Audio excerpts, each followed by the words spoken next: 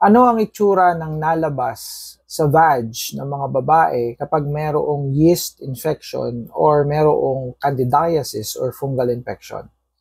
So, ito ay kagaya ng cheese. Okay, yung cheese na tinatawag na cottage cheese.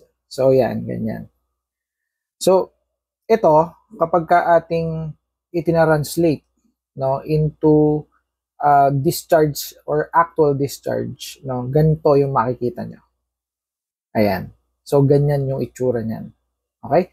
So, kapag ka ganito yung lumalabas, marahil meron kayong yeast infection or candidiasis.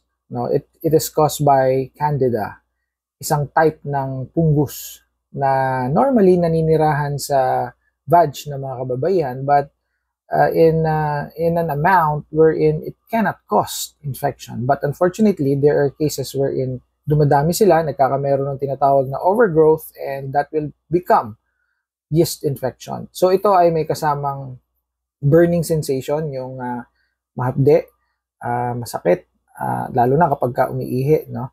And also, ito ay parang nagkokos ng crack-crack, no? Parang may mga nagka-crack-crack doon sa labas ng vag. May mga something like parang nagsusugat-sugat. So, kapag ganyan yung inyong discharge, it's better to consult your OBGYN and to prevent yeast infection in the future. If you don't have this, wala pa kayo, it's better to use itong Kateiki. Itong Kateiki, ito talaga ay nakadesign para i-prevent yung yeast infection sa vag ng mga kababaihan. So, hindi lahat ng